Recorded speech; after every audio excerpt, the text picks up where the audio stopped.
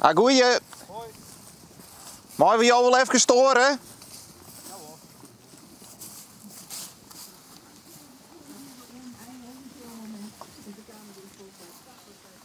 En dat is.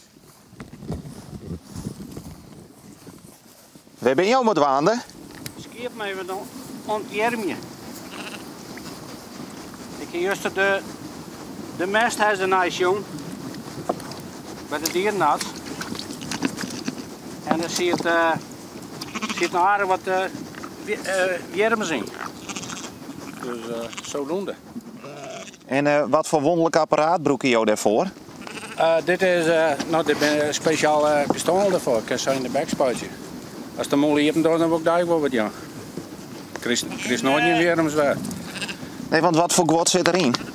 Dit is de Index. Dat is zijn bloedwormke. En zijn leverbad. Er zit een hele protte soort in. En dat oren wat jouwt is kobalt. Vitaminestoot. Zo, doe ik eerst de witte.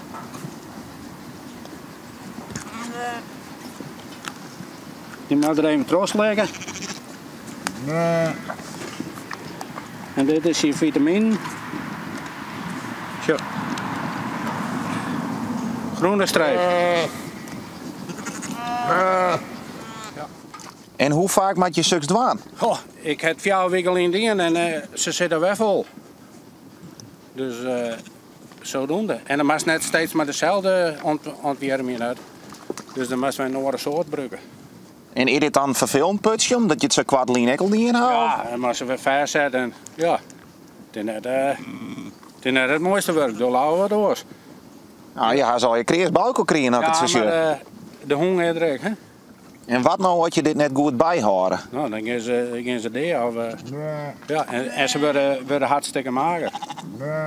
Ja, en dan maar 10 maatje voordat ze voort kennen. Dus, Ze hebben jou een goede baas, als ik het zie. ja, weet ik net. Maar ja, verleden week nog wat deden aan. Toen weer binnen 4 weken gingen ze het bloedwarm weg. Nou, dan lees je zo dingen lang. En van snijden heb ik niet in mijn longen steken. Maar ja, toen hebben we hier zoveel water gehad. Dat is zodoende. Ja. Maar ik zoek het eens mooi, maar ik denk, ik kan nou de uitslagen, de direct maar bezig. Ja, want dat is meer deren dan een balstik weer oversteken. Dat is zodoende. Als boer heb je altijd wel wat te doen. Ja, dat is weer. Maar je ik wel net. Ja.